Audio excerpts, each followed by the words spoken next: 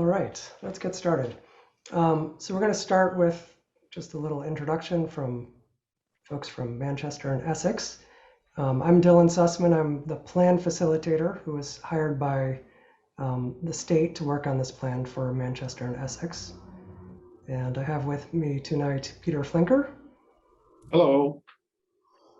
Peter is the principal of Dodson and Flinker and my boss, and Aishwarya Kulkarni, Hi. Hello, everyone. who's also worked on this project. So folks from Manchester and Essex, start us off, please. Hi. I'm Sue Brown, and I'm the Manchester Town Planner, and I just want to say it's been a great experience working with Essex on this project. While our two towns are different in a number of ways, this project has really highlighted the many commonalities that we share, including a desire to see our downtowns thrive, and also for them to be a reflection of and serve our greater communities and to make our local economy stronger and more resilient. So it's been a pleasure meeting some of the folks and working with some of the folks in Essex on this. And I want to thank those who are joining us tonight. I know there's a lot going on. I also, Dylan, do you mind if I just thank the Manchester Steering Committee members, Christine Delicio, Erica Brown, Becky Jakes, Sonia Nathan, Amy Lage, Linda Crosby, and Gar Moore. Some of them are not able to be here tonight, but I just wanted to put it out there. I'm hopeful that you'll go over the purpose of tonight's meeting, and I can just cut this short and leave it at that. I will, yep. Sounds great. Thank you.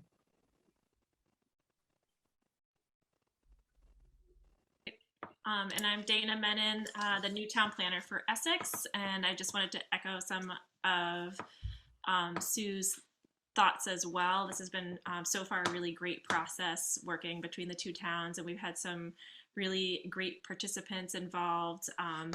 Thanks to everybody from Essex who has also been involved, Jody Harris and Donna Roy and Ruth Perrine, and of course Brendan Ricky, the town administrator, has been really involved. He couldn't make it tonight, unfortunately. He had a meeting conflict. And then all the other constituents who have also been part of this process. The Greater Cape Ann Chamber has been fabulous as well. And we're looking forward to the next steps. And I would really encourage everybody who has been a great voice through this whole process to continue to be involved in this tonight and going forward. Thanks. Thank you, Dana and Sue. All right, so I'm going to share my screen.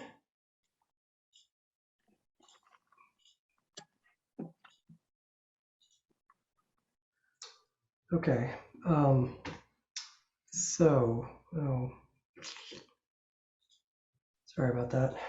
I'd like to be able to see the rest of you when I'm sharing my screen, but Zoom doesn't want me to, unfortunately. Okay, so here we are. It's not August 29th, it's September 29th, 2021. Aishwarya, can you let people in as they come in, please? Yes. Thank you. Great. So the agenda tonight is we have 5 minutes for the welcome, which we've done. We're going to have a presentation, which is pretty big because it goes through the whole project, including recommendations and case studies. So we're hoping that it's engaging for you. If you start to find yourself glazing over, feel free to interrupt and ask us questions. So we're going to review. In the presentation, we're going to review the background of the project and the process, some key findings, which for those of you who came to the first meeting will be familiar. And then we're going to spend the bulk of the time talking about the recommendations that are coming out of the project. Then we'll have about 45 minutes or more to talk about these project recommendations, answer questions, and talk about prioritizing those recommendations. And then we're going to have a poll using Zoom, a simple question that basically asks you, which project recommendations do you support and which ones do you think are best? Which one do you think is best? And then we'll wrap up. So this is for the Rapid Recovery Program, which is an effort by the Commonwealth to ensure that all the communities in the state have data-driven plans to aid in their COVID recovery efforts. and to develop what they're calling shovel-ready ideas for future grant applications. And then at the same time to support the Commonwealth in collecting data about the impacts of COVID and what's happening in communities, and also what kinds of projects that communities think are important to recover from COVID, so that the state can prioritize funding in various programs. So as I said earlier, the objectives for tonight are to share our results and to get your feedback. The project started around mid-March. There was a business survey that went out, and about 18 businesses in Essex responded, and about 11 in Manchester responded, and they were about the impacts of COVID. We collected some background information, submitted that to the state in late May, had a community forum also in late May. Then there was this whole process going on with what were called SMEs, or subject matter experts, who were providing information about the best ways to go about doing downtown economic development planning. We worked up some project recommendations, reviewed those and prioritized them with sort of an ad hoc steering committee we had, which was composed of people both from Essex and Manchester. Had some great conversations about project recommendations, fleshed them out more, and then there was a process where 6 of the 9 project recommendations were reviewed by these subject matter experts, and we had basically a consultation with the project committee and the experts for each of these project ideas, and the experts suggested ways to improve them. Meanwhile, we've been working on the final plan, which is due on Friday, October 8th. So we're racing to the finish, and here we are at our second community forum. The project area for Manchester is the downtown. I think the downtown of Manchester is pretty recognizable as the area around the harbor, running basically from along Central Street, from Pine Street, down Union Street, down Beach and Summer, as well as the harbor and Musconoma Park and Reed Park. In Essex, for this project, the downtown is defined to include the Causeway, Martin Street, heading up Main Street here, and then heading up a little bit towards JT Farnham's. So heading up Eastern Ave to Farnham's and the shopping center there, and up to Hobbs Court on Main Street.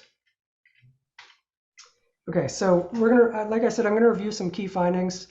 I apologize for the bullets, and I'm gonna try to get through these quickly, since I think many of you have seen them before.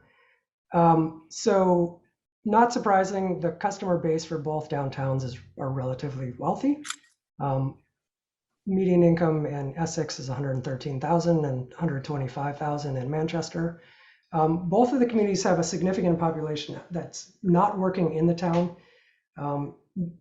Your residents have a long commute, which is telling us, A, a lot of them don't work there, and B, during normal times when people are going to offices, they may not have a lot of time to spend in the downtowns. It also means that a lot of residents aren't around during the day to patronize local businesses. The employment opportunities in the towns are limited, and sometimes they don't pay enough to afford housing. So a number of past plans have talked about the need for housing in the downtowns. And employers, I think, have had some struggles in the past to attract employees, and that's made much more difficult in the aftermath of COVID.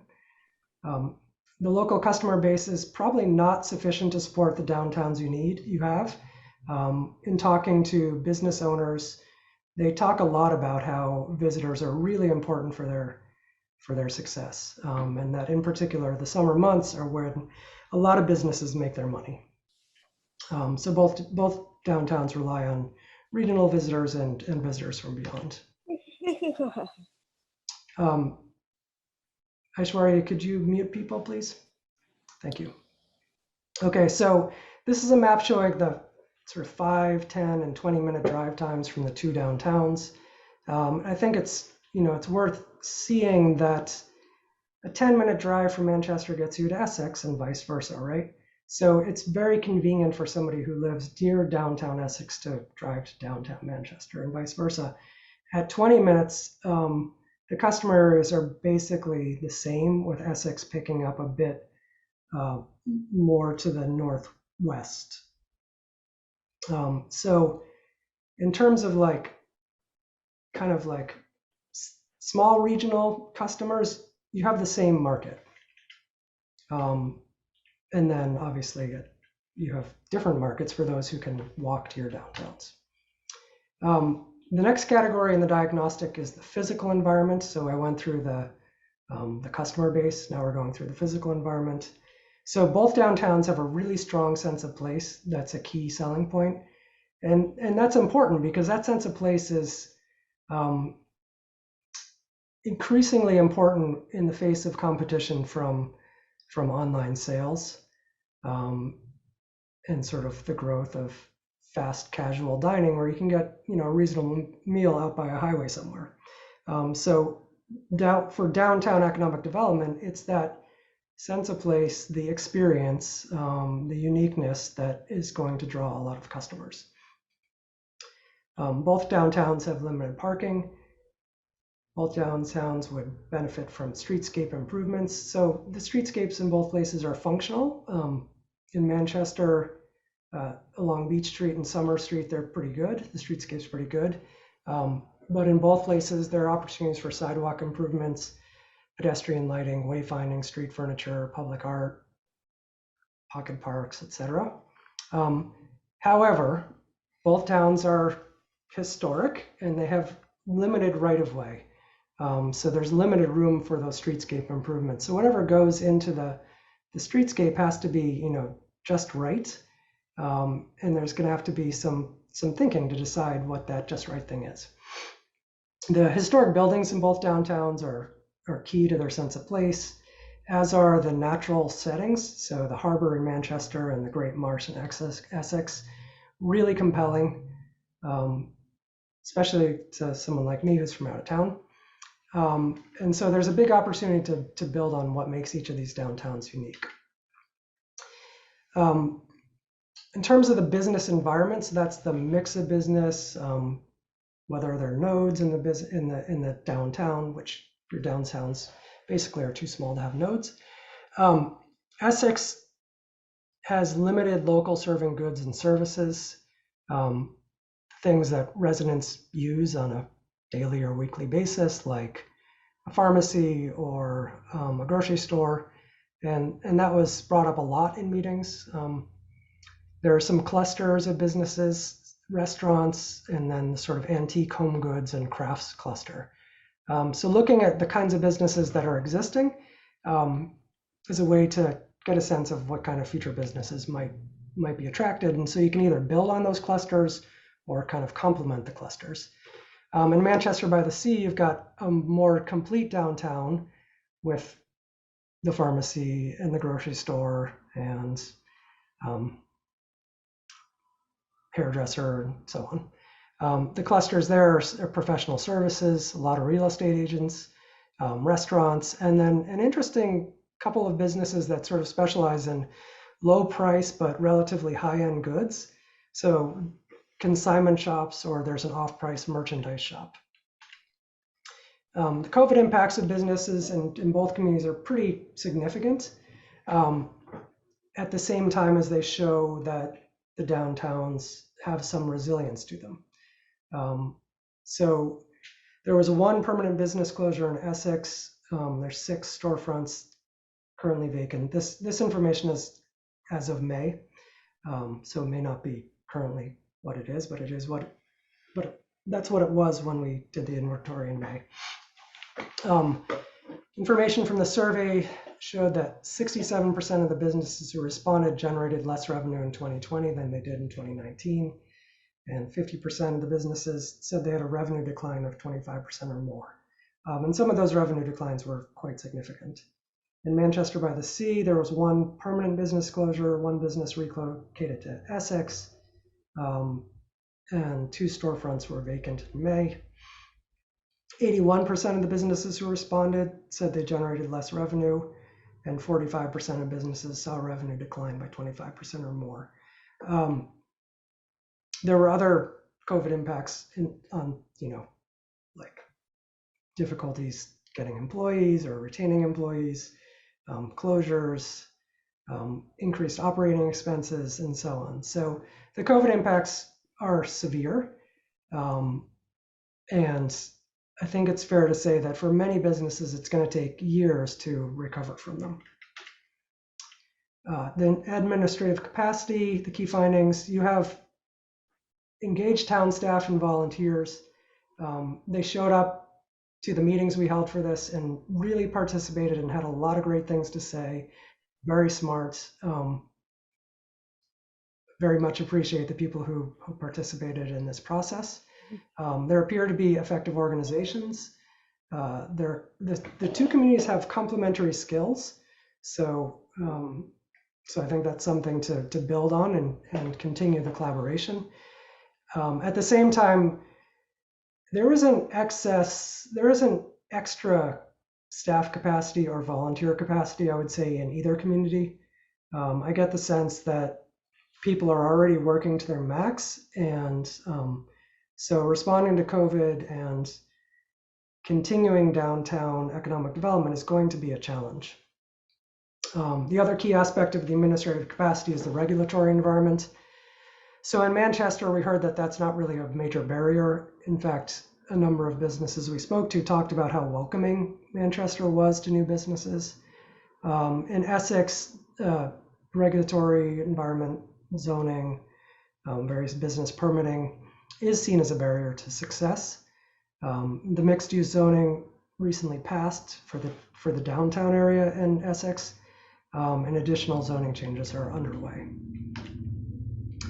Okay, so that's the key findings. Now I'm going to talk about project categories. So the Rapid Recovery Program has 6 categories of projects: the public realm, the private realm, revenue and sales, administrative capacity, tenant mix, and cultural and arts.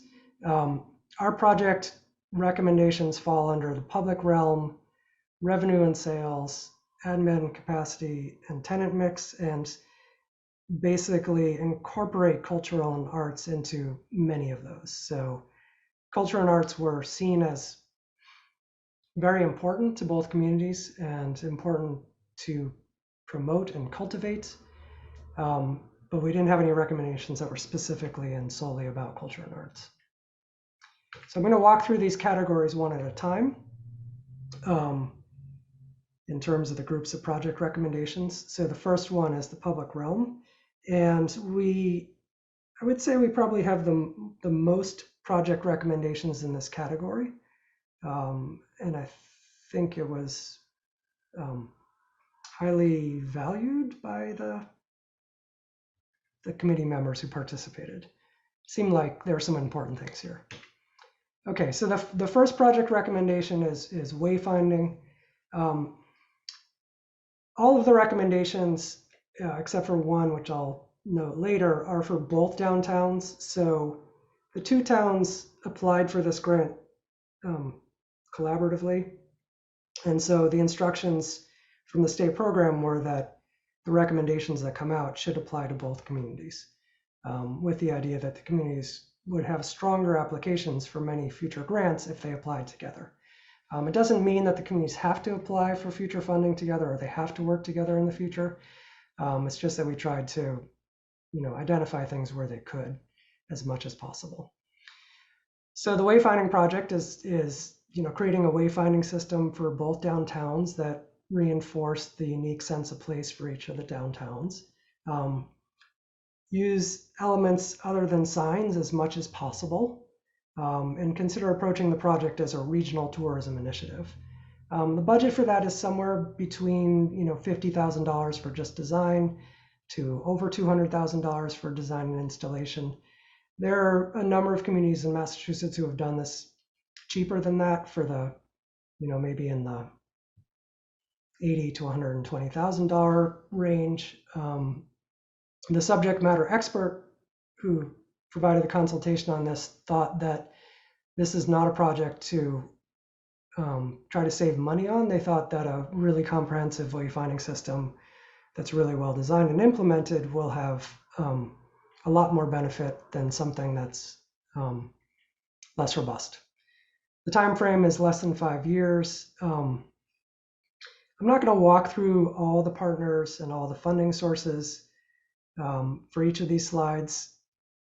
I think it's enough to just show that there is funding, and I'll call out a few key partners and funding sources. On all of these, I haven't specified kind of all the players who've been involved in the project. I just say town and key groups. So that includes, the town staff, the Essex Merchant Group, the Essex Economic Development Committee, the Manchester Downtown Improvement Committee, historic commissions and societies, and obviously very important, the businesses themselves and also the downtown residents. So for this project, key partners are Historic District Commission, MassDOT, especially in Essex where signs would be located on a state highway. That's under MassDOT jurisdiction, and local artists. So some of the risks here are difficulties reaching consensus on the design, obtaining funding, signage clutter, and MassDOT approval. And KPI is performance indicators. I think I'm going to skip those for tonight in the interest of time. So just some initial observations. With each of these projects, we're not able to design the project. We can't design a wayfinding system for you within the budget we have. The goal is just to kind of tee up the project for a future implementation. But some observations, it seems like it would make sense to mark the gateways of Essex. And when I say that, I don't mean a literal gateway. I mean just communicating that you've reached the downtown through some means, whether that's changes in the streetscape, could be signage, it could be banners, it could be something. Just something so that people know they've arrived in the downtown when they're on car, and when they're on foot, they know when they've reached the end of the downtown and it's time to turn around. It's probably important to provide really good signage for any public parking in the area. So there's public parking in the area behind the town hall here, and then very limited public parking by the boat launch over here. And then some key decision points. So when you come out of the public parking, when you reach the intersection of Martin and Main Street, when you're walking down the causeway, how do you know to keep going? When you're heading down the causeway, how do you know that there are more businesses further on if you've never been to Essex before? And likewise, further on down Main Street here, and at the intersection of Southern, Eastern, and Main Street.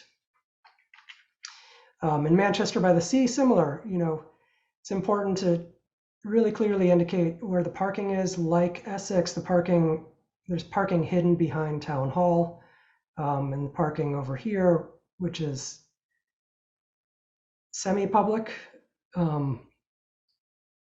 and it's unclear whether it's public or not. And also up in the northern part of the study area, there's also parking that's unclear whether it's public or not. So making that clear through signage and making clear how to get to the parking where it is, and then what you do when you leave the parking, where the downtown is, encouraging people to keep going when they reach points where there might be gaps in businesses, as there is along Bridge Street, and so on. So just a simple example of a case study. So this is wayfinding for Scituate. So you can see they have a kiosk design, and then some parking signs and directional signs for key destinations like library, senior center, town hall. So there's a consistency of colors. There's a logo that was developed for the wayfinding efforts that can carry through into other town efforts, and consistent colors and design. But as I said before, wayfinding is not necessarily just about signs. There are other ways to communicate to people that they're in a downtown and how to get around. Second recommendation is outdoor lighting. So lighting along streets and in public spaces. Budget here is $50,000 to $200,000, a medium budget, short-term project. Take a couple of years to implement.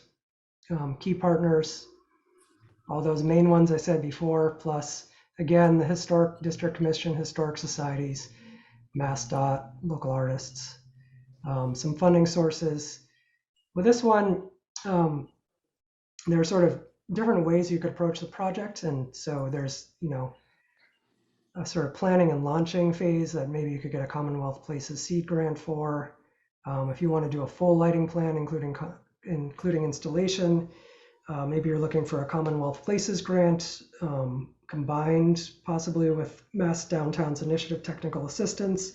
MassWorks has paid for street lighting before. Often that requires some sort of, to be competitive, often those grants require some sort of private development that is depending on public improvements.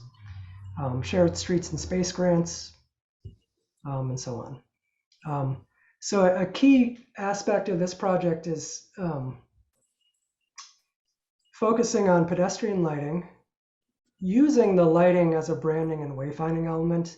So light poles themselves signal that you're in a downtown, right? So they're one way of serving that gateway function.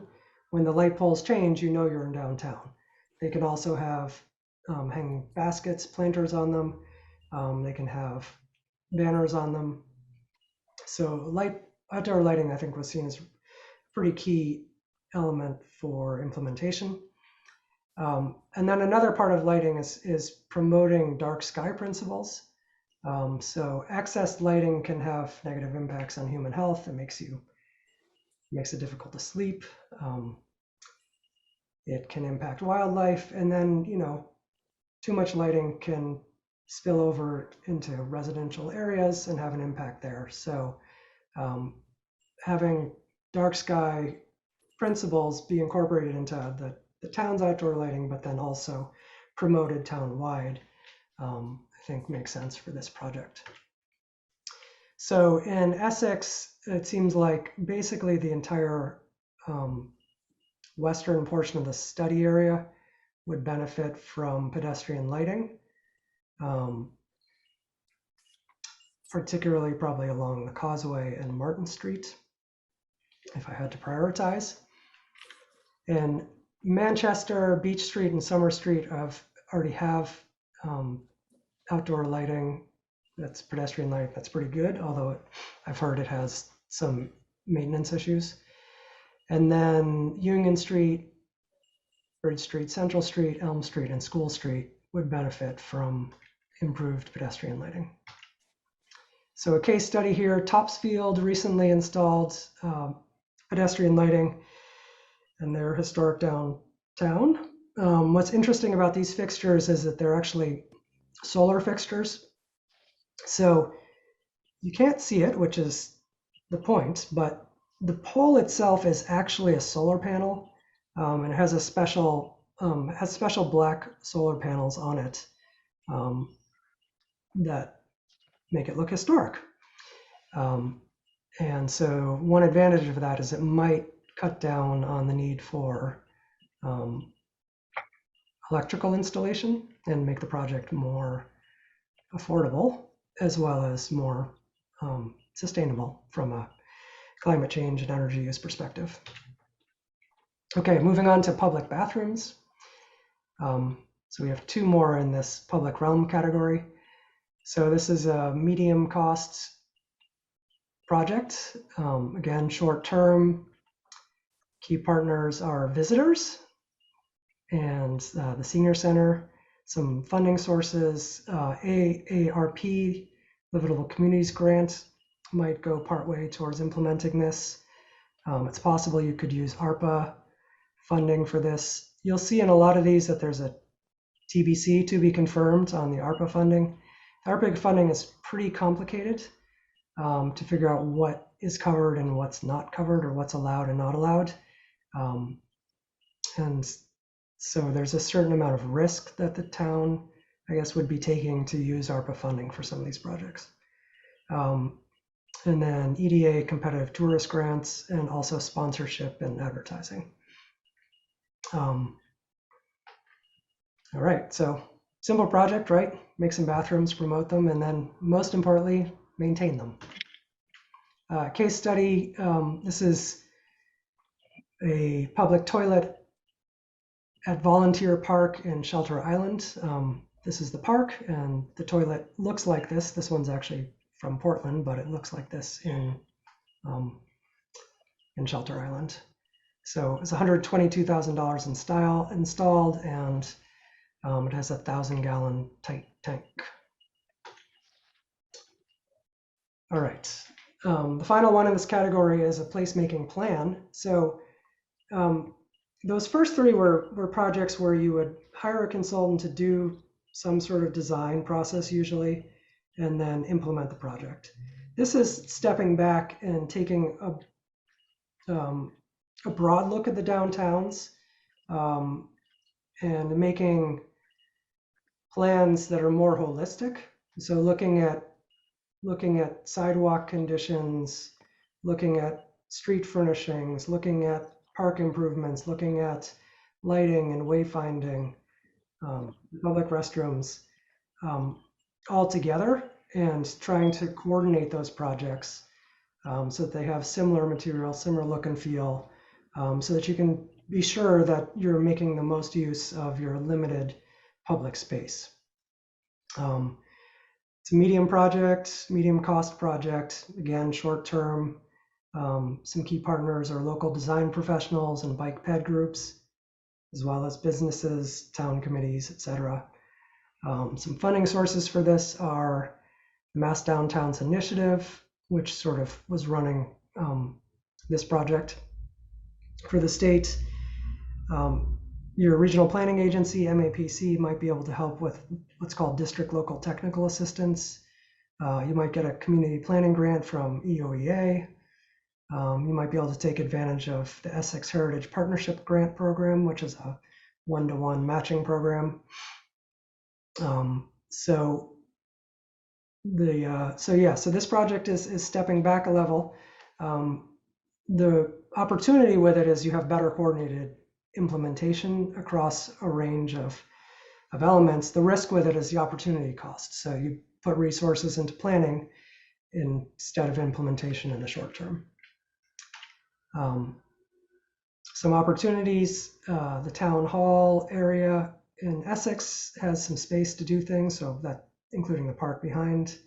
The park at Park by the Village Restaurant has a little bit of space that could be used for a kiosk or something similar to that, or by Essex Shipbuilding Museum and the public boat launch. There's some space to host winter events or do some wayfinding installations or put in more seating.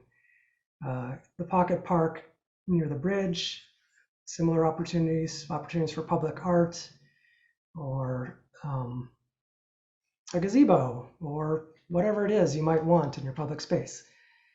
And then again, you have public seating and some plantings along the causeway, including the Essex Scenic Byway sign, which is like a 3-sided kiosk.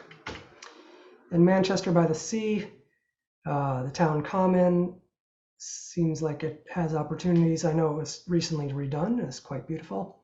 The property at the corner of Elm and Central has a little bit more space between the front of the building and the sidewalk, so there's an opportunity for, benches or planters.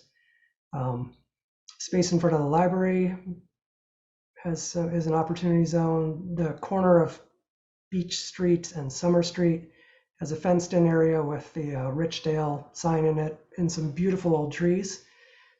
Great spot for a pocket park, right on a prime commercial street. Obviously, It's only possible if the property owner is interested. And then the two parks, Reed Park and Masconomo Park, seem like, again, opportunities for winter events and so on. Peter is going to talk about this case study and the next one. Am I? Hello, everybody. Hello again.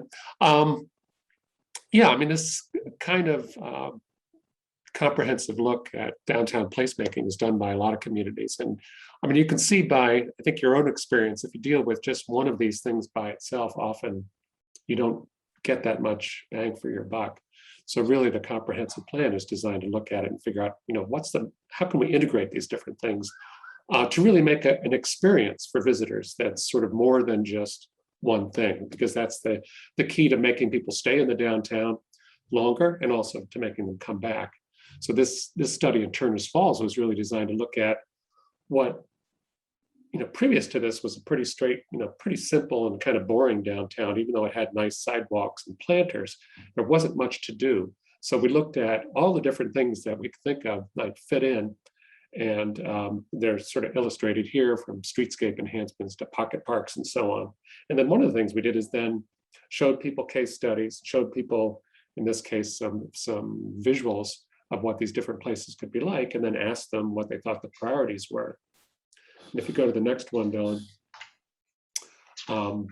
this has actually been implemented. This was done 10 years ago. The plan was done 9 years ago, maybe.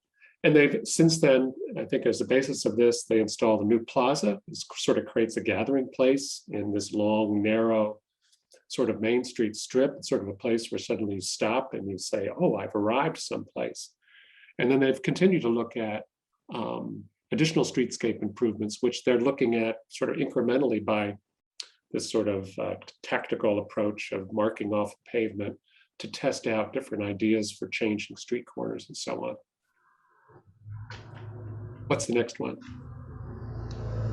In Oak Bluffs, they've did a really beautiful downtown streetscape plan a couple of years ago with a lot of sort of developed plans for each area within the downtown, a lot of visualization to help people understand what the options were, and then started to think about implementing it, and then COVID. But of course, like you, they've been looking at, since COVID started, temporary installations to bring people outside. And because they had a streetscape plan in place, they already knew a lot of the things that they could possibly test in addition to outdoor dining in terms of circulation, where you might cut off parking and so on. So this was really a good opportunity to test out some of those things. And the next one, I think, shows some of their wayfinding, which was developed as part of the streetscape plan. And on the left is the sort of draft sort of studies, and on the right is what they actually installed, which was almost exactly what the consultants had planned as part of the initial project. Thanks, Peter. Yeah, and so this Oak Bluffs project is a really interesting one because it's had a lot of implementation to it.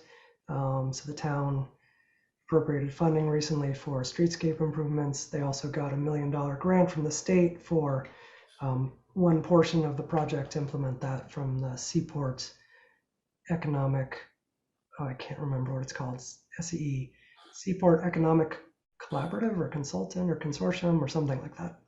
Okay, so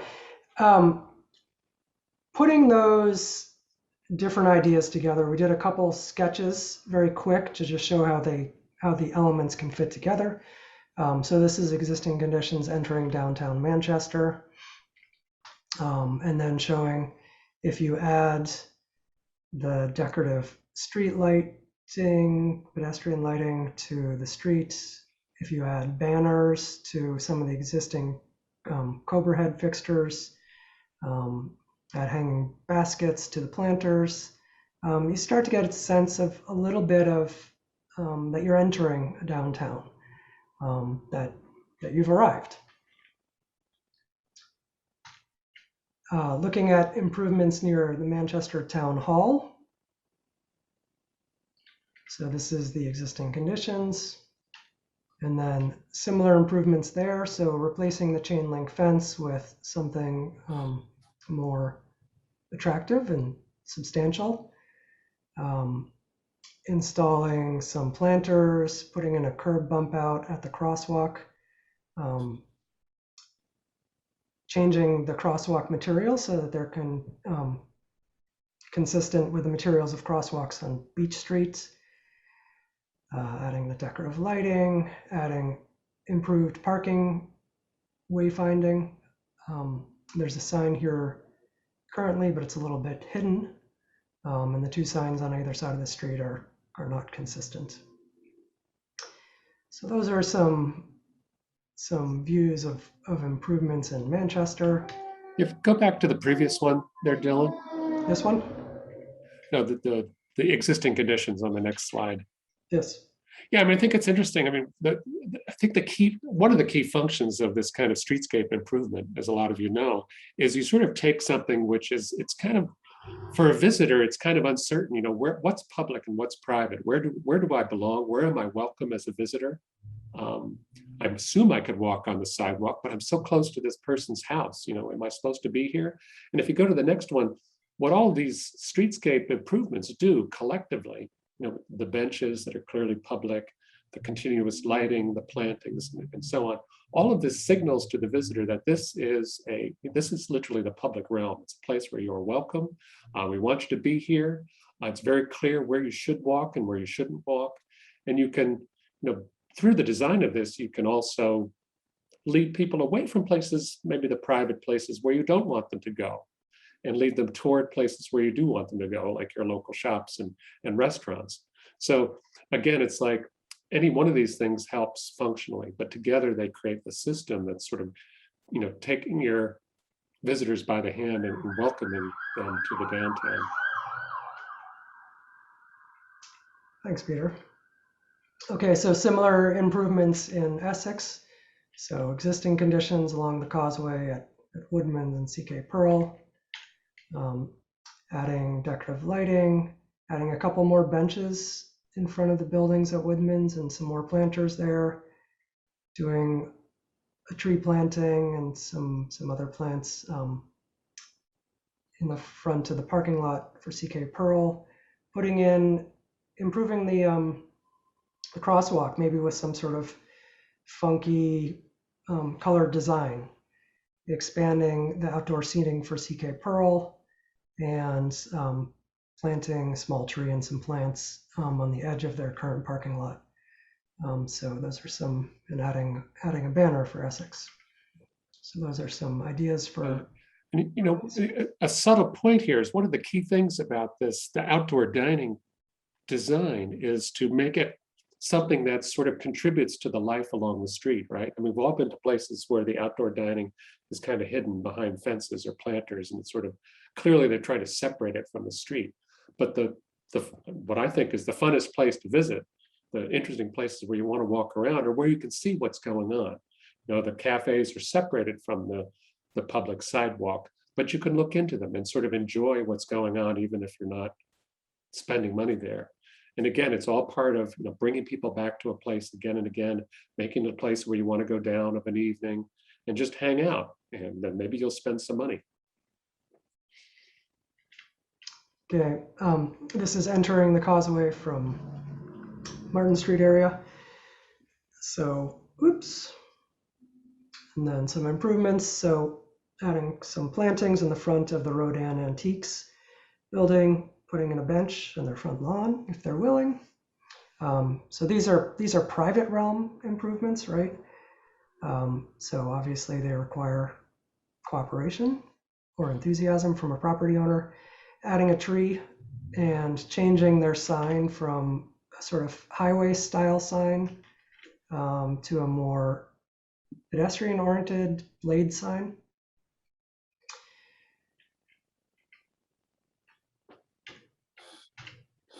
So some subtle improvements, but trying to take advantage of every little shred of space that's available in a pretty constrained street environment.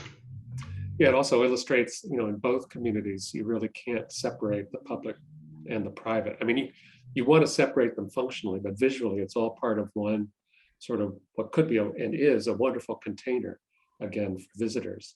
So it's sort of like one of our conclusions that it's key to work together across that boundary with this idea of placemaking and that has to do with the lighting, the planting, and everything else.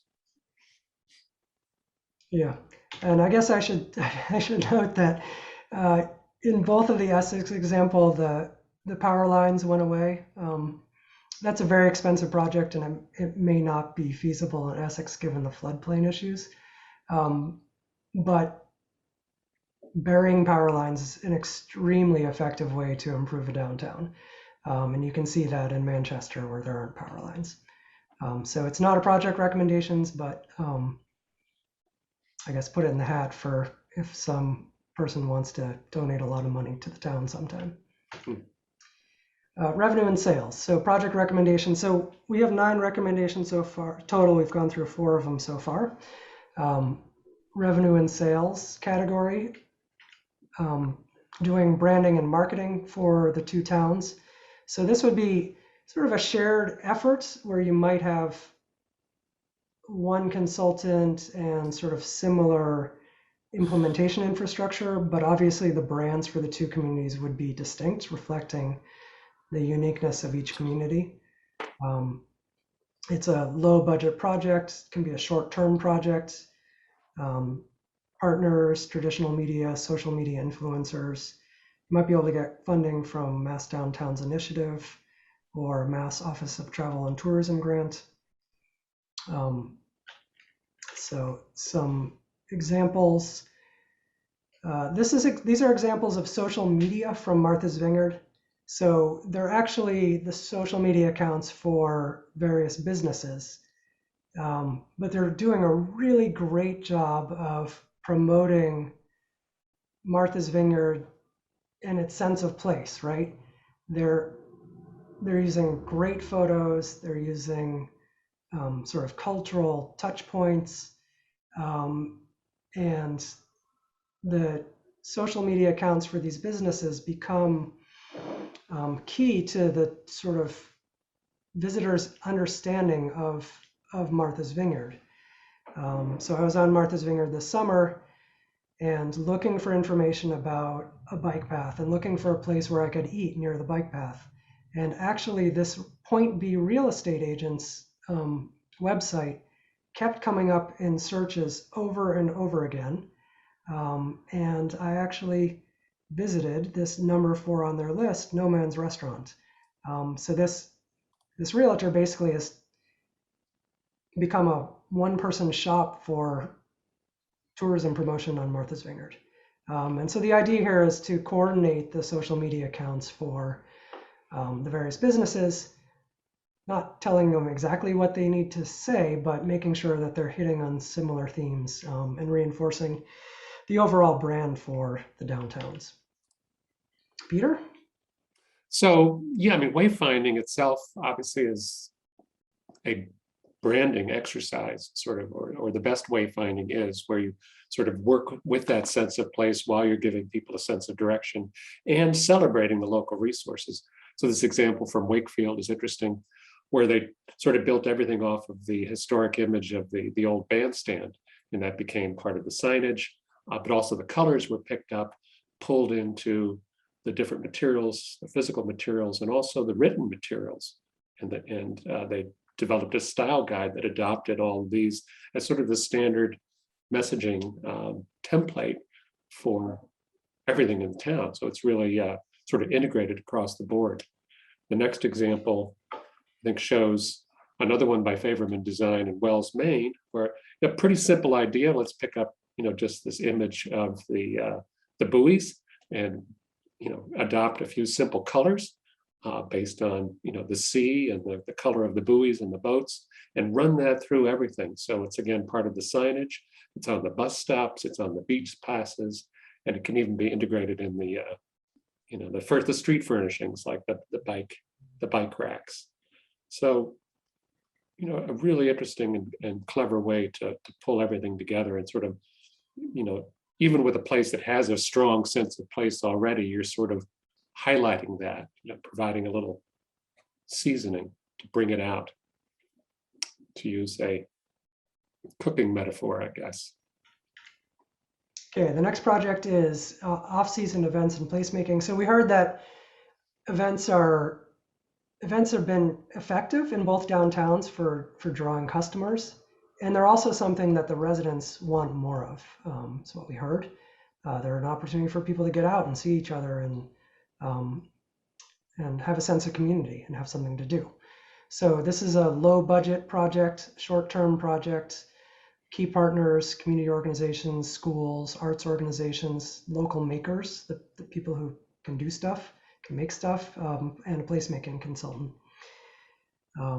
Some funding sources that are unique to this, crowdfunding through Patronicity, NEFA Arts Grants, Art Place America, National Association of Realtors placemaking grants. The action here is to develop a winter festival. So this is a proposed idea, to develop a winter festival that takes place after the holidays over multiple weekends. So sort of in the dead zone in January through March, when winter is at its most bleak and we all hunker in our houses.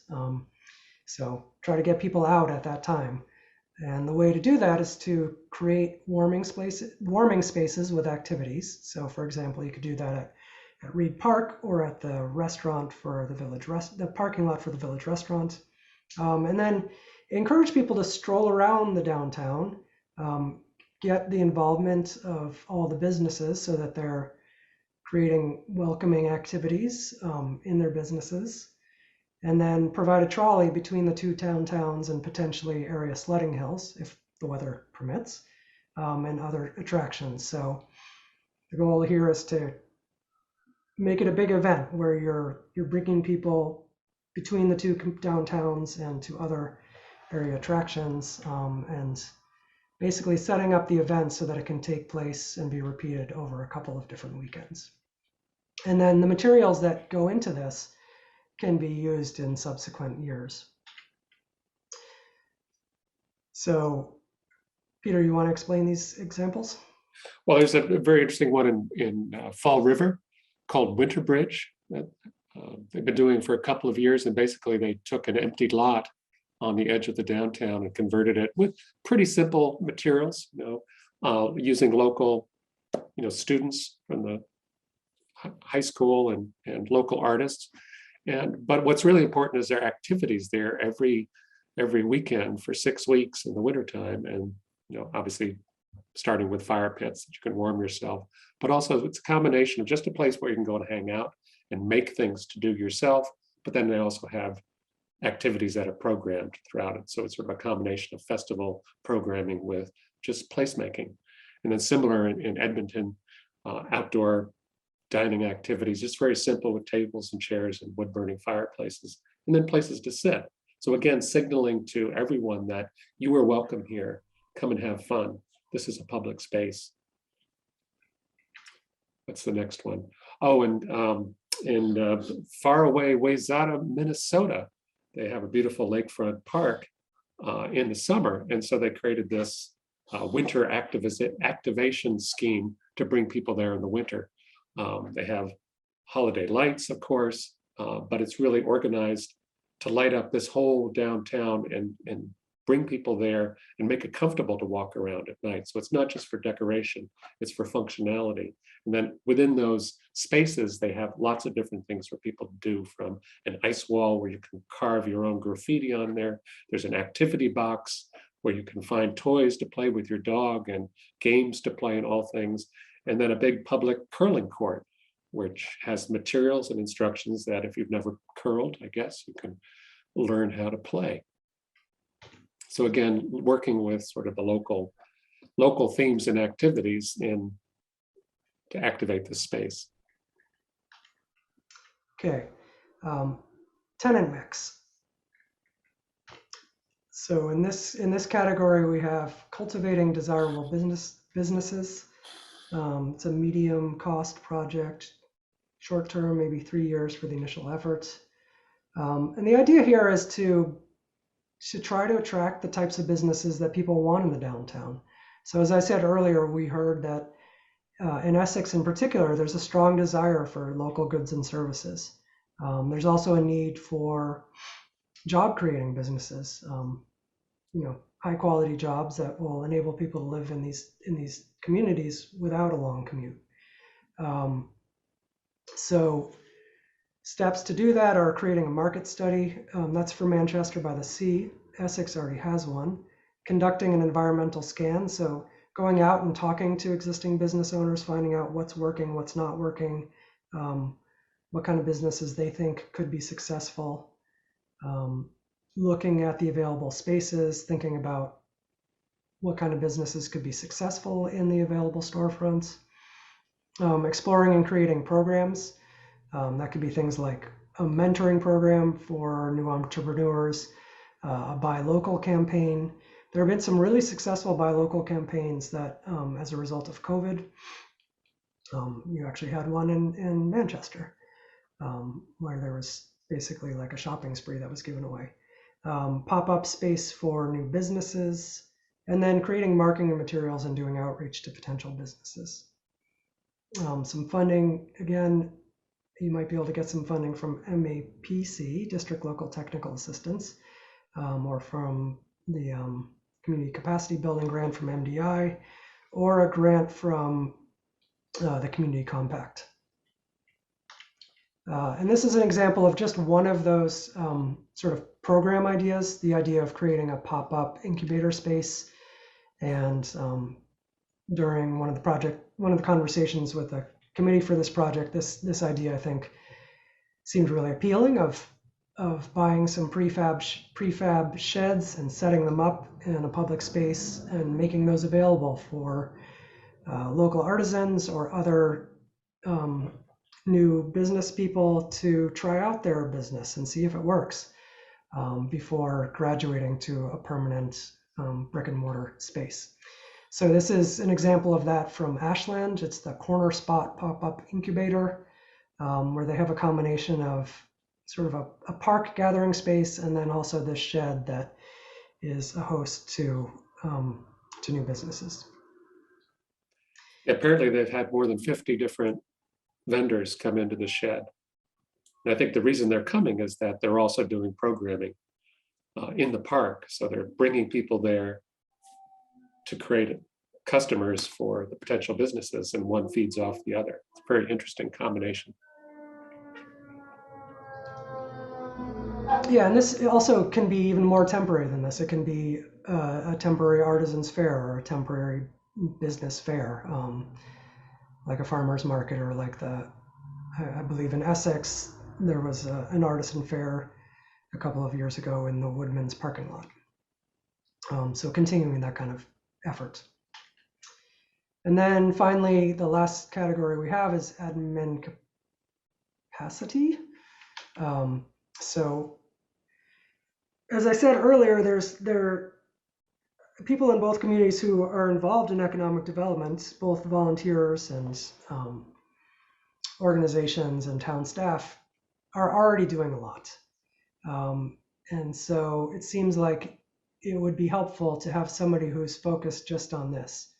So the proposal here is to hire a short-term economic development project manager, and that could potentially be funded by a grant from the Community Compact, possibly ARPA funding,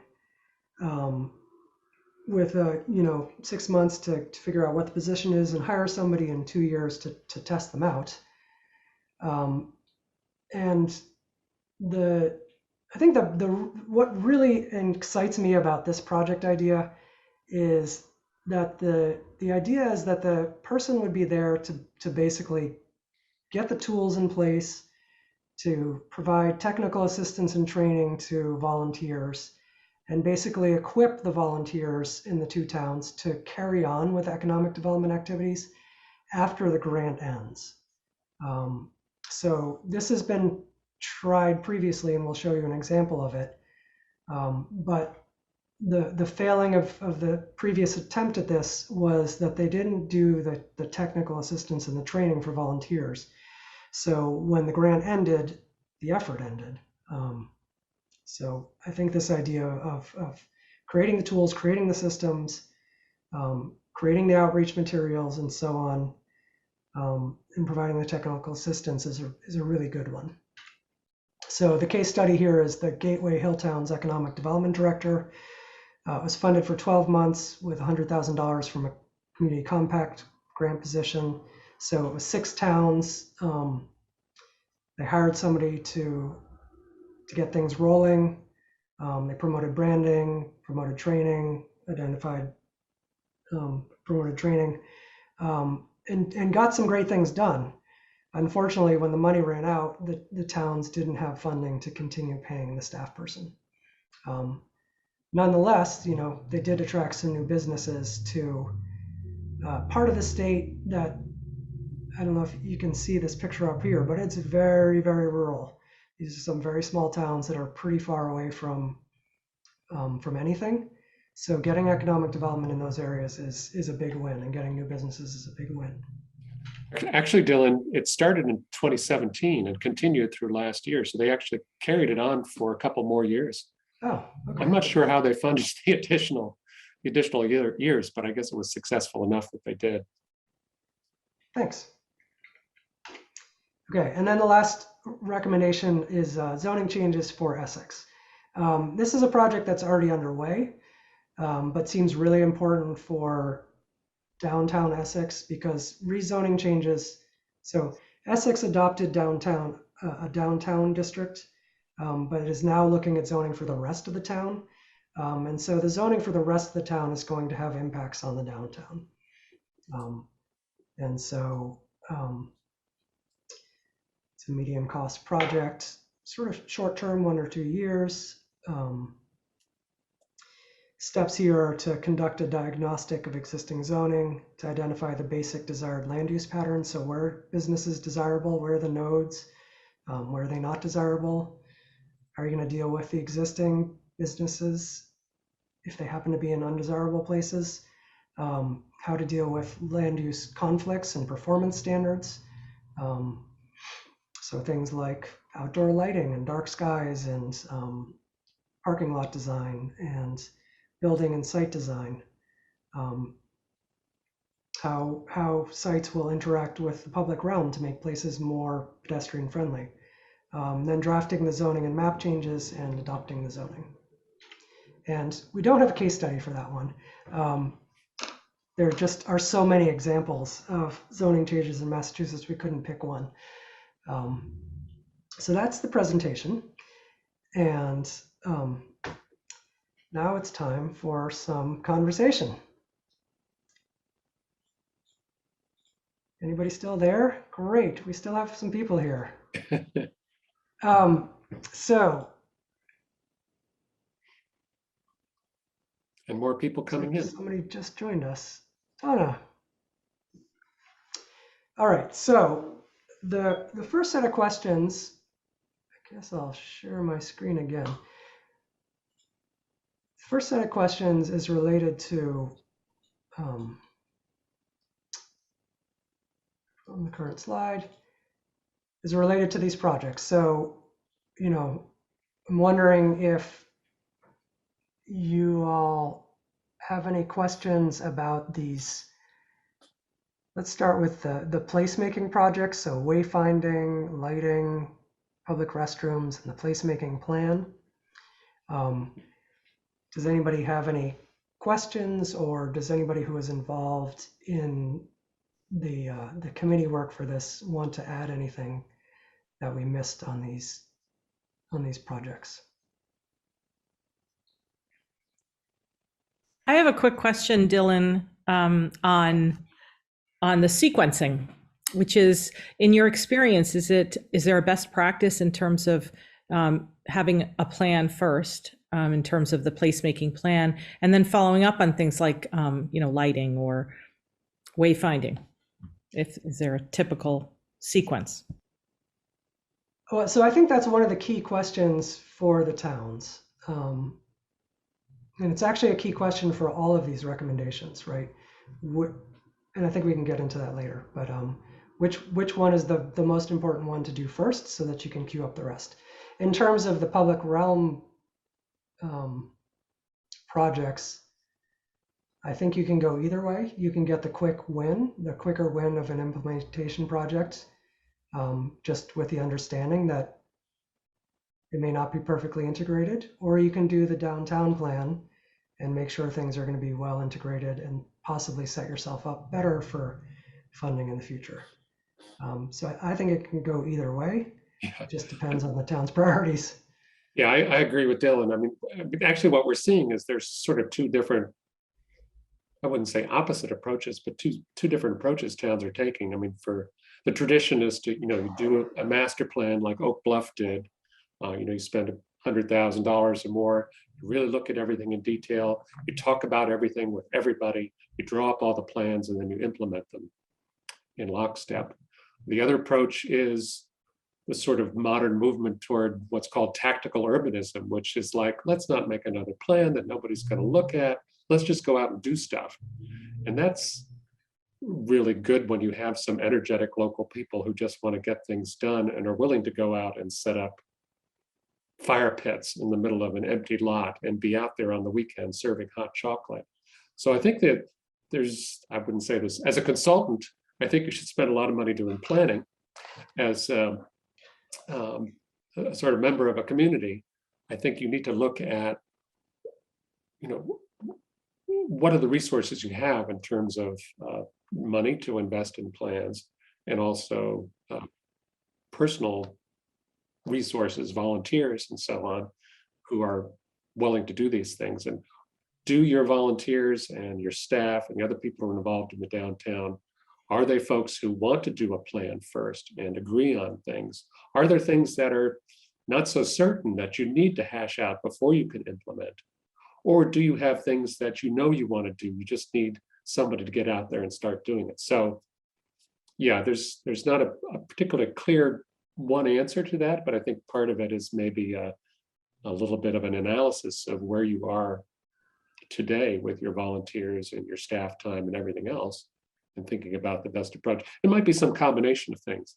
I think there are, I think maybe a third way, which is towns which embark on a large scale sort of master planning process, but then very quickly do short-term interventions. And maybe that's part of the process. Like, we're not sure what to do with the downtown, but come, let's have a festival and set something up temporarily to test out some ideas. Yeah, I want to add one thing on the tactical urbanism or demonstration project, which are those Wait, I can't hear. short-term installations, which is that I've been increasingly seeing in communities that do some of these short-term installations that they're quickly taken down when there's an explosion of opposition to the project. So if you don't do your community outreach and your planning beforehand to make sure that people know what the intervention is, you're really sure it's actually implementing the town's goals and the priority of your residents, those projects can backfire. I don't think that's as true for sort of the like winter event placemaking thing, where you're not changing a street in a significant way. But some of the street projects have, I think, backfired. So there's kind of no way around doing the community outreach and the engagement and the really strong grounding in the town's goals and priorities and the communication of that. I see a couple hands up, so let's hear from Sandy and then Kathy. Great. Thanks. This is Sandy. Great presentation, by the way. Thank you. Very informative, and I love the case study use. One section that I thought was a little bit light, and I may have missed some of it, I guess, but one of the issues in Manchester that we're dealing with is determining how to make public restrooms easily found, or where to place it. And it looks like, you know, we need to protect areas like Reed Park. And I love the idea of adding like these other little pocket spaces that are more inviting, rather than building something out and wasting that space. And also knowing that while it's nice to be convenient with the public restrooms, people don't want to hang out near them. So do you have any further insights to share regarding what you found out about Manchester and Essex regarding this aspect? Yeah, so I think that we haven't done the work to figure out where the best location for a public restroom is. And I'm sorry we weren't able to do that with this project. There are two aspects. I think what you said is totally right on, that one of the key things with the public restroom is knowing where it is. So for a local, you may know that there's a restroom that's open and available in the basement of the town hall. But if you're a visitor, you probably don't know that. So knowing where it is, having hours for that public restroom that make it available for the public when they're there is really important. And then citing it, you know, it's going to be a matter of what's the most central location that's available that's not better put towards some other use. So that's about all I can offer on that one. Yeah, I mean, we sort of went quickly past that example of the Portland Loo that they put into Shelter Island, but I think, I mean, they're, you know, with the influx of summer visitors, they bring in spotta pots for the beaches and I think for some of the parks. But obviously you don't want to have, you know, a row of spotta pots in your downtown. It's just, and people don't really like them very much. And the whole idea with the Portland Loo, which was designed for Portland, Oregon, and is constructed out there, is to design something which actually enhances the streetscape, which functions as a spotta pot in that it doesn't have any plumbing other than a tank underneath. But what they did is they designed it to look and feel and work like a regular bathroom. You can flush the toilet, etc. And you have no idea it's not a regular, just a public restroom. And you can move it around and test different locations as you can with a spotta pot. So it's right on the street on the edge of a park, so everyone knows it's there. You see it as you're passing by. It's easy to find. Also very safe. You don't feel like you're going off in a corner and not certain what's going on. So I guess the advantage of that is a lot cheaper, probably half the price of building a building for restrooms, but it's still rather very expensive at, you know, over $100,000 compared to spotta pots. But I think it's a sort of an interesting compromise. Yeah. And what do you think about putting it in a critical location that you want to drive people to use to picnic and things like that? Recommending it be sort of, in another area, maybe closer to where parking is or something like that. I think, Yeah, go ahead. yeah, I don't think we've looked at the situation enough to make that judgment call. I think you need to do some design work to figure out the answer to that question. Okay, great. Thank you.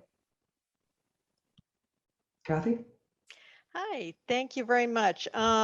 First of all, I just want to say your presentation was outstanding. I just think it was very comprehensive, covered all the bases, and gave us lots to think about. So thank you very much. Thank you. I live on Lower Pine Street, and I walk downtown 3 or 4 times each day because I walk my dog down there. And a couple of things caught my attention, which I'd ask for you guys to consider.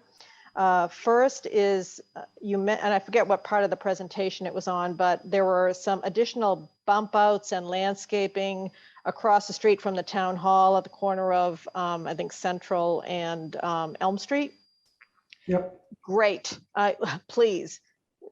Top priority for me is safe walkability downtown. And that particular intersection that you mentioned, I walk literally 3 or 4 times a day. And it's pretty dangerous to cross that particular crosswalk in front of Town Hall because there's so many interactions, like 3 or 4 different streets there. And someone asked about priorities early on. In the master plan here, I would ask you to consider safety and street crossing to be near the top. So that was comment number 1. Comment number 2 is I had the opportunity recently to use the commuter rail to go into Boston. Hadn't done that in a very long time. It's a hidden gem in our community, and even the downtown stations in Boston that I hadn't been to in decades, they are so much cleaner and nicer than they used to be. And I just didn't hear the concept of public transportation mentioned as something to either consider as part of the advertising, the waypoints. You know, it's a hidden gem, our commuter rail, and I would ask you to consider that. And my last comment is someone asked about immediate action versus a big plan. It doesn't have to be a choice. A good strategy can be developed quickly, but you want to implement frequent improvements. But it should be aligned with a strategy, because strategy without action is really not helpful, and action without strategy is chaos. So I don't think it has to be an either or. I think it's a good integrated strategic plan with many quick improvements is often very helpful. So thank you again. Great presentation. Thanks. Yeah, I'll just respond to the commuter rail. That we definitely have considered the commuter rail. It's a key asset for Manchester by the Sea. I've heard a number of times that the people in Essex are jealous of Manchester by Sea because of the commuter rail. And one of the reasons it's a key asset is because it draws a lot of visitors in the summer who arrive by commuter rail and go to Singing Beach and then patronize their businesses. So that's important. And for them, wayfinding is really important because they arrive at one end of downtown and their destination is away from downtown, right? So you need a way to communicate to them that, hey, there's something on the other side of the commuter rails on Beach Street. And yes, it does continue around the corner and stretch all the way past the town hall. Okay, any other comments on those public realm projects? So that was outdoor lighting, wayfinding, restrooms, and then the overall placemaking plan. Comments, questions, thoughts, concerns?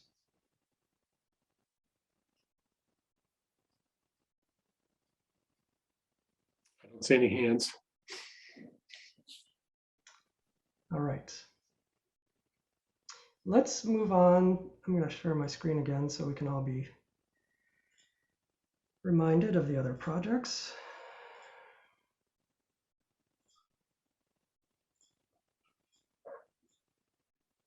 Okay. How about the branding and marketing, off-season events, cultivating desirable businesses, shared economic development project manager, or zoning changes?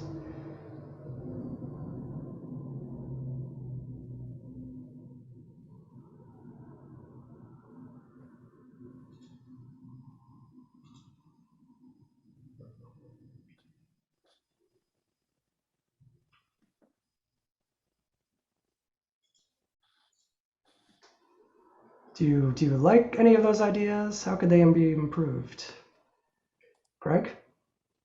You don't, hold on for just 1 second. By the way, feel free to just jump in. You don't need to raise your hand. This is a pretty small group, and I think we can just have a conversation. Sure. So on the shared economic development director, I just wondered if there was conversations with the Cape Ann Chamber to see if they could fulfill that role rather than us hiring someone new. Is it something that we might be able to partner with them on? Again, finding a funding source, I understand that's critical. But I didn't know if there were conversations with the chamber on that concept. I don't remember whether, yeah, Olivia from the chamber is here tonight. And that's definitely a possibility. I don't think we specifically talked about whether the chamber could take that on. But it's close to Olivia's role from what I understand. Olivia, do you want to respond to that? Yes, so I think it's something that we can definitely talk about and maybe get together to discuss it. Part of my position is it's to cover all 5 of the communities we represent. So my only hesitation is taking on so much where I'm not able to put into all of the other communities we represent. But I do think we should explore it or talk about it. There is an opportunity with the city of Gloucester, for example, of kind of the same thing that was brought up now. So I definitely think we can explore it. It's definitely worth a conversation. Yeah, with Ken, the CEO. In a lot of ways, the chamber would be a really great organization for that position to be seated in, because otherwise they would be seated either in one of the 2 towns, right? Which would automatically create a sense of ownership or friction, could potentially create some friction. So having an outside organization take that role would be great. Dylan, I have another sort of best practices oriented question. Yes. In your experience working with other municipalities and other sort of economic development initiatives, do you ever get towns that double up or merge 2 of the functions you described? Number 1, the marketing, and number 2, the economic development, and sort of, which is fundamentally a little bit of a marketing job. I have not. I mean, the first thing that comes to mind to me, Dylan, is towns that have a business improvement district, right, with a staff person. Frequently, that person will combine a marketing program, working with businesses directly and the town, and sort of marketing collectively everything that's going on, as well as doing the sort of general economic development and downtown improvement stuff. I do think that there were a number of skills or things that we were looking for an economic development person to do that isn't quite in the wheelhouse of the chamber as well. So I think I think there's a component that's definitely about marketing and events, et cetera, but I think there's some very structural and different type of economic development that we wanted to focus on as well. So. Yeah, I mean, if you look at the towns that are successful, like some of those case studies, it's somebody in the downtown every day, just working on stuff on a very granular level that makes this work. I don't think it needs to be a particularly high paid person, but it needs to be somebody with a lot of energy and ideas. Just really quick, I can say that today I was in Essex, just walking into businesses. So that is something that I am doing as part of this position. So if there's any way to do more of that or have a specific focus, that's something that the chamber can do. Yeah, I think that the key step with that project recommendation, the key first step for implementing it is to really focus in on specifically what each town wants and where there's overlap, and see if you can come up with a position that is possible to do within a reasonable amount of time. You mentioned the business improvement district, but you didn't mention that as a potential funding source for some of these issues and even hiring someone. Did you purposely shy away from that, or? We floated district management in a bid in the initial meetings, and it didn't get an enthusiastic response. Yeah, okay. So, yes, it's a great idea if there's local buy-in, and it depends on the property owners buying in. You have a kind of in a unique situation in Manchester by the Sea where you have a small number of property owners who own a lot of the downtown storefronts. And so on the one hand, that might mean that there's greater opportunity to form a bid. On the other hand, maybe you don't need one because it's just a couple people who need to coordinate with each other.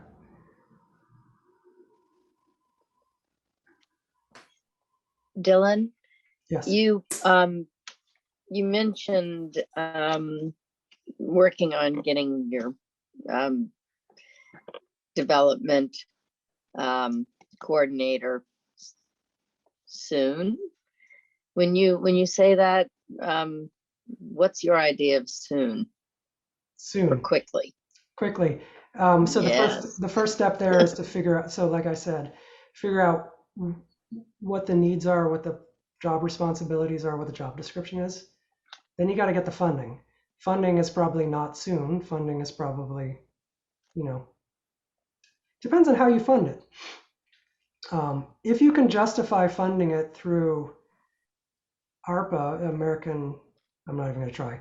ARPA is basically local fiscal recovery funds. If you can justify that, you could be funding that very soon. It's a little bit of a stretch, probably. I think you'd have to say that town staff are overburdened or were overburdened with the response to COVID. And therefore you need additional staff to take this on. And that it meets other goals like, making better neighborhoods for public health through the kinds of things we've been talking about. Anyway, so maybe ARPA funding. Otherwise, you're probably talking about like 6 months to a year to align the grant funding. And then, hiring somebody, maybe it's 3 to 6 months. Thank you. And I'm just going to riff a little bit on this ARPA funding thing.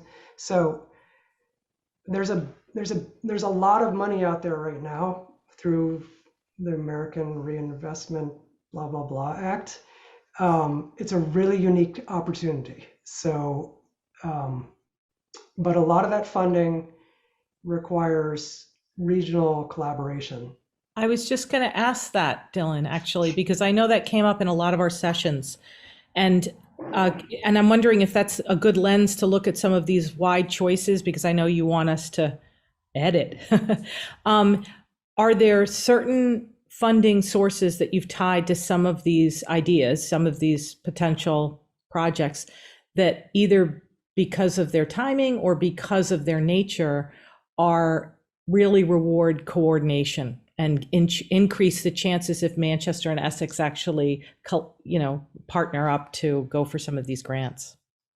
So one of the sort of collaboration opportunities are the tourism grants. And so anything that's tourism related, which is a lot of this is, but specifically wayfinding, possibly outdoor lighting, events, the sort of winter events. So any of those make sense to definitely communicate between the towns and potentially push them out to see whether there's interest across Cape Ann as a whole.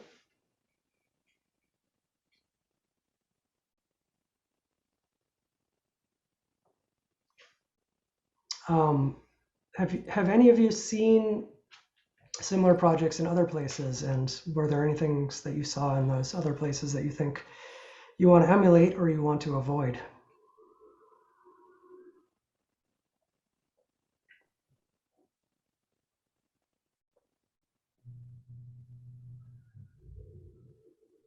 Well, before I came to Cape Ann, I was out in the Berkshires in Lennox, and no one knew the individual names of the towns. It was just the Berkshires, and so that was effective. That was an effective marketing effort is to, you market the Berkshires, you don't need to market the individual towns. When people came to the Berkshires, they visited all the different towns. And I think that's similar for Cape Ann. We don't need to market individual towns so much as we market the region. And I think that can be very effective. And it certainly was, and continues to be out in the western part of the state. Yeah. Same with Cape Cod. You don't really identify with individual towns on Cape Cod. It's Cape Cod. So again, I think that is instructive for us here. Yep. Yeah, and then really developing the niche that each one of those communities fills, so that people know that they're going to go to Manchester for X, Y, and Z, and they're going to go to Essex for Right. A, B, and C. Mhm. Yeah.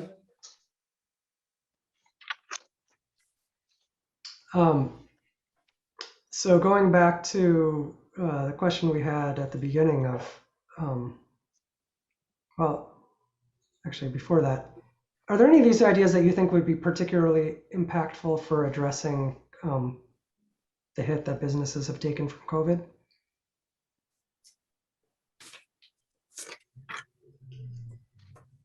I like when you hit upon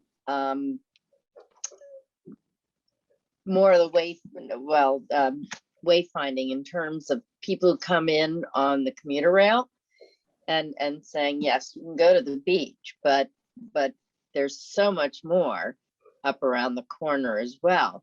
And the before and afters that you all did, the pictures and then the mock-ups of the consistent color, consistent designs, the plantings, and we're already doing, we have a great group that's got the benches going, our longevity benches in town. But it just made such a difference, the small enhancements to make it cohesive. I thought that had a huge impact, or could. Yeah. Great. Thank you. I think the economic development director is a really important one. I think, and I think for Essex as well as Manchester, and I think the opportunity as well there is that there are a lot of complementary net needs between Manchester and Essex, and that would be one area where the differences would actually complement and is actually a strength, so that there's not a competitive thing per se, but because Essex and Manchester are very, very different. But I think that could really impact the businesses and of course the marketing as well. I think that would have a big impact on businesses. I hear that all the time. Okay. Thanks. I would just add, and I was involved in the process building up to this as well, but I think that keeping that in mind, the recovery for businesses from COVID really kind of gives weight to the idea of doing a long-term simultaneously with a short-term approach, doing the winter placemaking or something like that while you're start embarking on a longer-term solid foundation plan, because businesses need help now, right? That's why we're doing this now. So if there's things that we can start doing now that are non-permanent or flexible or can grow in the future, like these events, that would be really important, I would think, while you're also building this strong platform for economic development and strategic planning in downtown. Yeah, well said. Yeah, I think that's exactly right, Dana, and the non-permanent portion and the testing out. And we know firsthand that testing things out and giving people an opportunity to understand how they work or how they might work and how they don't work is very important while you're creating that plan, because I do think an overall plan is good. I also think that Becky hit on it when she said that, the incremental, the small incremental changes can make a big difference. And it doesn't have to be in your face design, which I think there could be some pushback in Manchester, but it needs to be subtle and in keeping with what we know, what we love. So I think those are great ideas. And I do think that although we didn't touch on arts and culture, that is one of the touchstones for for the placemaking and for the wayfinding, and frankly, for the winter events. So I love the idea of some things that are long-term, including an economic development position and a plan, but the short term for the winter events and things like that. I think if we can marry those ideas, then we're coming out with something now and get a good framework for the future. Yeah, I like the idea of coordinating across with Essex, maybe even, I know Magnolia doesn't have a lot going on right now, but, just coordinating so that the events complement each other versus compete with dates. The one thing I thought was interesting is Ipswich used to have, like, sort of around Halloween, they had their river festival, but they made it a whole season of illumination. So they're drawing people to Ipswich every week to different parts of the downtown area. And so it's not just a one-time event, but it's a whole season. So, if you're busy, you find another day when you can go. And so it's just sort of top of mind to say, oh, let's look at the calendar, see if I can make it this time. And so coordinating across Manchester and Essex with something like that might be very cool. Sandy, I'd also add that one of the strengths of that sort of event is that there's things for all, you have time and space when you kind of stretch it across for all different niches. You have the family friendly events on like Saturday mornings, and then you have the like beer garden adult events on like Thursday night. You can really kind of appeal to different categories of people. It's not kind of a 3-hour event once that's going to kind of fit one group. Right, exactly. The other advantage, of course, is that you could build momentum in terms of equity of people under expecting things. It takes people time to train them to expect something. And, sometimes you have to stick with something in order to land the message eventually. Yeah, and I think that that picking up on what Dana was saying, and also the giving people time to understand what's going on. So with the winter events, having it on successive weekends and incorporating some sort of installation where you have seating and warming areas, those installations can stay up between the events, right? So they're there if somebody wants to come downtown on a Thursday afternoon or a Wednesday morning, and they're also there for the Saturday event. So I wonder in your I think $50,000, or anyway, in your budget, I'm aware that there is a huge amount of time that's put into those events. And I don't know if the $50,000 assumes that we have the capacity to do that, or is there someone out there that helps implement these things and does the legwork and can that be part of the budget? Because I just know that's a big tripping hazard there if you don't have the capacity. It's a fabulous idea. I love it. I would love to know if there's that we can work into the budget, finding someone who actually does that kind of thing. Yeah, so Jonathan, who is the consultant, our expert on that topic, has done, the organization he works for got a grant from the Bar Foundation and did a lot of those installations last winter. And I think they were mostly in like the $20,000 to $30,000 range, including the consultation. So someone like him can do the consultation. I don't know that he's actually on the ground, like setting things up, moving things around, reaching out to the business owners, which is all that really time-consuming legwork that Restocking the stove. Yeah, that's gonna be your fire department who does that part. But yeah, it'd be interesting to know what we might get for that money, and how much capacity we need to build on the ground for it to be successful. Yeah, I mean, we've got some great volunteers, but yeah. Okay. Dylan, I might mention something. In the center of downtown, Manchester has two very strong resources that it might draw on for a number of these events. One is the library, and the other one is the museum. Right. And I don't know if you visited either of those, but both of them have children's programs that run right through the winter and could be expanded in some way to encompass a broader geography. And on top of that, the museum has an art show in the Great. middle of winter that could be used as leverage to broaden to the greater community. So both of those are concepts that are kind of running, but they're in a much smaller footprint right now.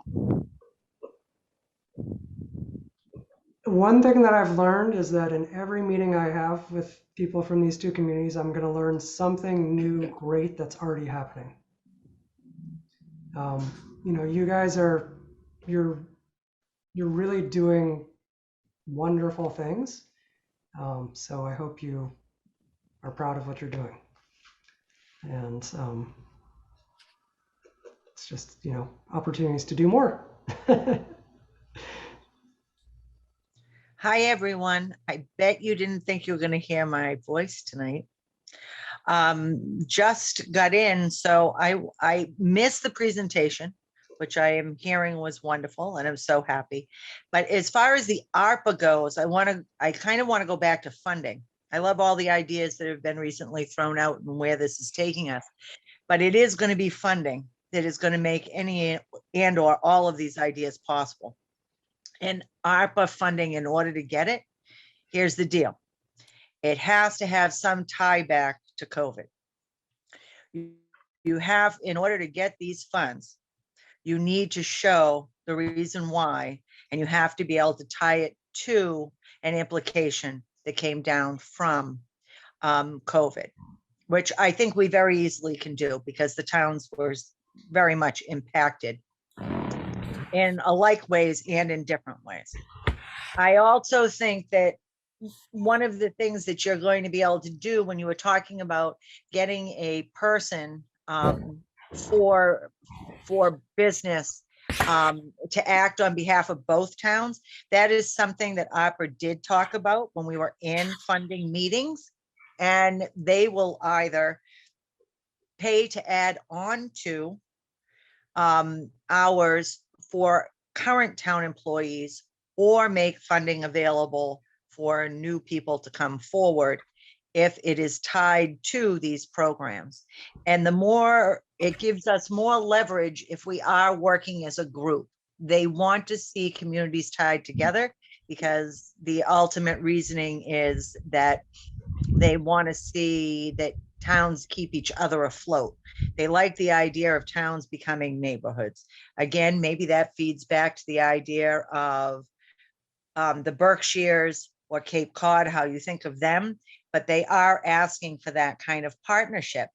And I think that we have that in the projects that we're looking at and for other projects that could happen.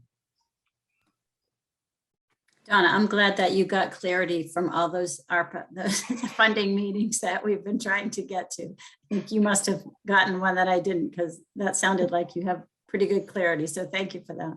No, you know what happened? That's all I've got. That was my takeaway. All I want to know is where the money is going to come from for these fantastic ideas. And that's why I pulled that out of there.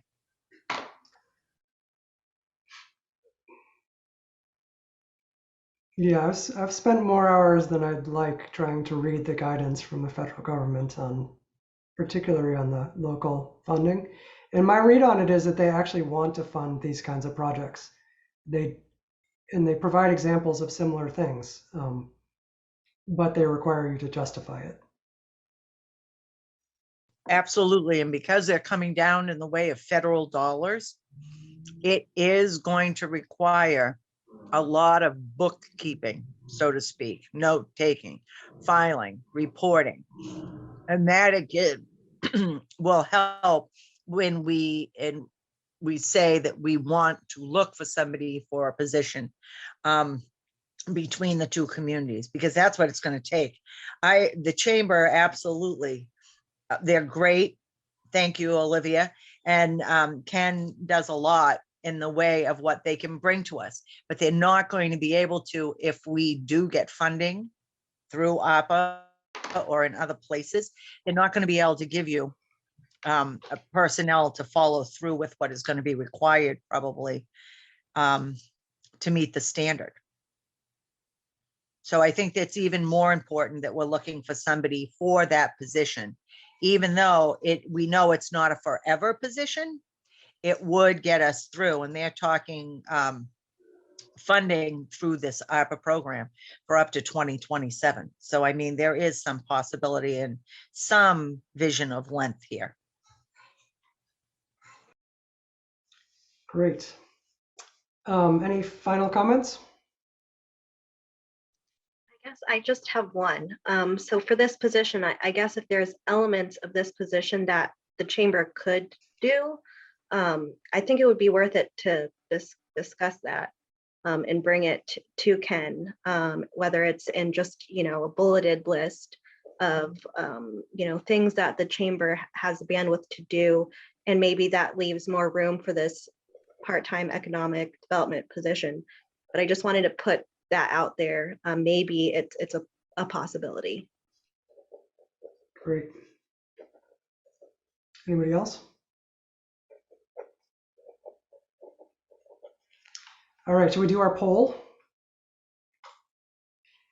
So I'm going to launch a poll. It has 4 questions. You click on the little buttons you see, and you need to scroll down to get to all the questions before you can submit it.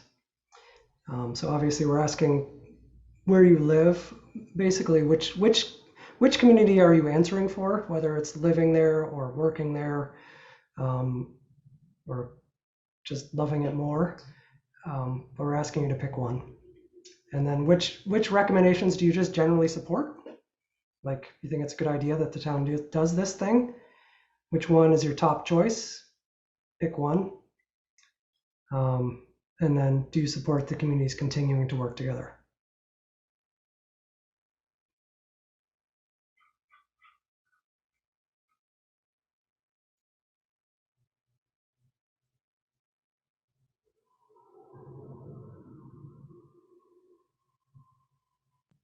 It was really hard, Dylan.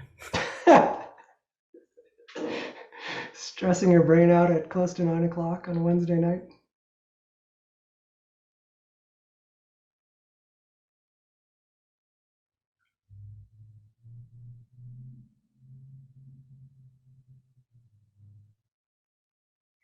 And people are still responding.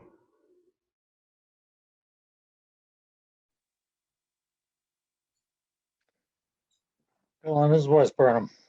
Yes. I know I haven't been a real active participant with you guys, but I do have one quick question that I don't think you're going to be able to answer now, but maybe you can feed back through Dana. Yes. Because I'm also on the planning board and the strategic planning committee. Okay. The pop-up business Yes. concept. We had a rather unfortunate experience a month or so ago in Essex. And I'm curious what sort of regulation or permitting process other towns might use to try to keep that under control some way. Because we wound up with a huge traffic problem. Bunch of cops on overtime for the entire weekend. It wasn't pretty. And I'd like to at least be able to take a look at that as part of our zoning review. And that's because most of it would occur in the business district that we just created. So that may need some adjustment if we're gonna try to promote that. Does that mean that it was an exceptionally successful pop-up business? There were 0 permits. Oh, The Board of Health wound up getting involved. They socked up the entire center of town with traffic parking on both sides of the road. We had traffic jams halfway out to Ipswich. I would not consider that successful, at least Sounds from like the it town's perspective. maybe a desirable idea or desirable product and maybe poor planning. Well, there was no notification whatsoever. Got it. It showed up Saturday morning, locking the town up. And it was like, oh my God, they were calling back every cop they could get a hold of. Well, I think Sorry. thanks, Wes. I'm still getting on board with what's been happening in Essex, so I would welcome any other information you have to share about that. Somebody may have mentioned something briefly about that in a previous discussion we had about this. But yeah, I'd love more information on it. I think that would be the benefit of having kind of a town pop-up space or event, that we could establish some regulations and expectations, and there would be a place and to do it and a process to go through. I think it's a great sign that there's a demand for that sort of thing and people who want to go to it. So there's vendors who want to sell stuff and people who want to buy it. So I think that this is the right direction to take it in, is kind of legalizing it. Oh, You know? I'm very much in favor. I was just haven't had the opportunity to try to figure out what other cities and towns and how they're dealing with it. Yeah. And I Yeah, mean, I a think- common space that we could set aside as a town is one aspect, but that's going to have to be permitted and regulated in some way, shape, or form. Yeah, I think Uh, there are But plenty this of doesn't have to be answered right now, so yeah. I'm more looking for down the road a little bit. Great. Yeah, I think there are plenty of examples out there that we could look to and get more information for ideas on how to do it sustainably and safely. Thank you. All right, I'm going to share the poll results. Can you all see those on your screen? Yeah. Looks like 9 of you are from Manchester by the Sea. Sorry for the misspelling. 4 of you from Essex and 1 from another community. The support for the projects, looks like most of them there's at least 50% support. I'll call out the ones where there isn't. It doesn't reach that threshold. So that's public bathrooms, cultivating businesses, and the pop-up spaces. The ones that seem to have the most support are wayfinding, off-season events and placemaking, and the short-term economic development project manager. And then the top choice, yeah, it's pretty spread there. 3 for the economic development project manager, 3 for lighting, 2 for wayfinding, 2 for pop-up space. And then 86% of the 14 people support continuing collaboration. So that's good. That's good. I wonder if it would be different if we had the 2 top choices, because it was very difficult. It was very difficult for me. So I want to adjust the rules. Yeah.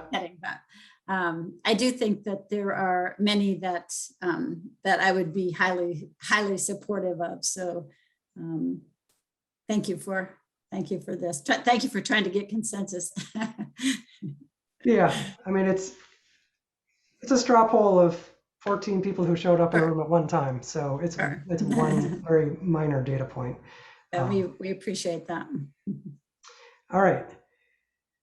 Well, thank you for spending your Wednesday evening with us. Any closing comments from Sue or Dana or anybody else? I would just say thank you to everyone, and for folks that are on the line and didn't know, I just wanted to add that there was also a component of this project where Dylan went out and spoke specifically to a variety of businesses. So there was that interchange as well, but and there have been businesses that have been part of the discussion going on. So I just want to thank everyone for hanging in there, and particularly our steering committee members who really spent a good amount of time thinking about these things. And Dylan, Peter, and your staff, thank you for pulling this all together. I'm looking forward to the outcome. Great, thanks. Thank you very much. Thank you. And Really- Dana Yeah, just shared her email with whoever wants it. Yeah, if everybody, because I'm kind of new and I don't even know if my email is on the town website. So if you want to reach me with any other comments or thoughts, or share it with somebody who didn't make it to the meeting tonight that has other comments and thoughts, send me whatever you got and I can forward it on to Dodson and Flinker, Dylan, for integrating into the kind of recommendations and the next steps. And yeah, thanks everybody. Thanks for your hard work, Dylan, on this. And thanks everybody for coming and participating. Thank you, Thank guys. you. Thank you. All right. Thank you. Dylan, I have a quick question. Sure. Will all the slides be available? Yep. Super. Yeah, I'll send them to Dana and Sue and the recording as well. Excellent. we'll- Thank you so much. We'll get Bye, that up guys. on the town webpage. Thank you. Good night. Good night. Good, everybody. Thanks, everybody. Good Thank you. Thank you, everybody. Thanks.